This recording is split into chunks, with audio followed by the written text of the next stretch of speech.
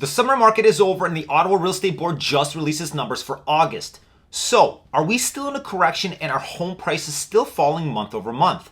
And most importantly, do buyers still have tons of options to choose from if they want to buy a home today? Let's talk about it.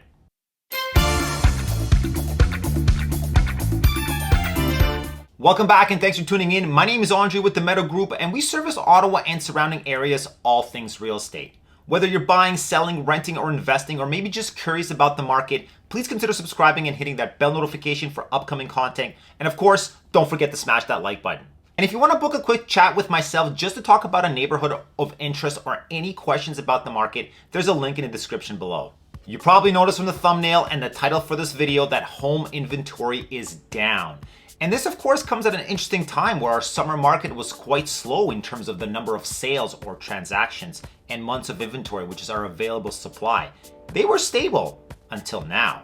But before we get into the numbers, we need to also keep in mind that we were just hit with another rate hike, making the cost of borrowing money more expensive. So, will this impact the future average price, days on market, number of sales, and of course supply? Let's take a look. So here we have our month over month comparison. We've broken it down into different asset classes for homes. We have detached, semi-detached, townhomes, condos. DOM is days on market, MOI is months of inventory, and of course the last one is number of sales.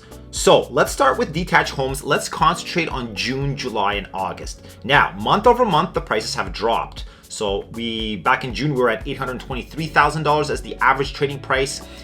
July it fell down to $763,000 and then August down to $747,000. Now semi-detached homes were trading at $704,000 back in June. They dropped down to $669,000. Now what's interesting is that in August they dropped down just a tiny bit, about $2,000 difference, but not by much. Townhomes trading at $646,000 back in June. July $608,000. Here's the interesting part. In August, the average trading price has actually increased since July. So we went from $608,000 to $611,000. Condos were trading at $438,000 back in June. In July, they were $419,000. And look at this.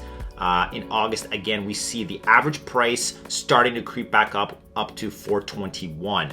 Now, days on market back in June were 15, July 20, and August 27. So that's a good indication of how long it will typically take to sell your house.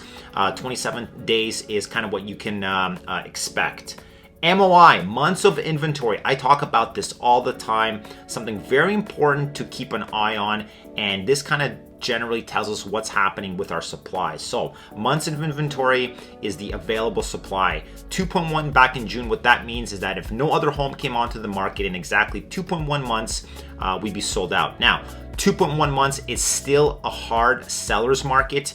A balanced market is anywhere from 4 to 6 months, and a buyer's market is 6+ months. So we are still in a very, very short supply seller's market.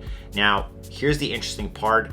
And in June it was 2.1, July 2.1. So our slowest time of the year, with the interest rates going up, the reaction and the result back in August, we dropped down to 1.8. So we are below 2 months of inventory for August. Now, number of sales is very important as well, because as the inventory drops, technically the sales should go up, right? So let's take a look. June was 1,500 sales for the month. July was 1,100, and August it went up slightly. So I think that September will really give us an idea of what to expect for the end of the year. We have to keep an eye on months of inventory and the number of September sales for September to give us a better idea of what to expect. What do you think? Will September show us even less months of inventory as the kids are back to school and parents are back online looking at homes? And will the number of sales increase, which could impact the average price? Drop your comments below. Here we have year-over-year comparison. So this is the appreciation. We are comparing same time as last year for all asset classes that we just talked about in the previous slide. Detached homes up 3.5, semi-detached plus 5.4, townhouses plus 6.2%, and condos plus 3.7. So why do we do a year-over-year comparison? Well, this is the appreciation factor. So how much value has your home gained since last year, and these are the numbers. So again, despite everything that's happening externally, all the interest rates going up, inflation, your house is still appreciating year over year. Despite the headliners the last 3-4 months that were shouting sales are down, homeowners will lose their investment, and the ever popular the market has crashed. But based on the numbers for the last 3 months that we just saw, it's starting to show a bit of a different story. I think that September will give us exactly what everyone is waiting for, and that is, should you still wait and see or buy a home now? And for sellers, your home will sell, just not in a week or less, but most likely closer to the 30-day average, so sellers will need to be patient. And marketing, more than ever, will be critical to get in front of those buyers that are ready to make a move.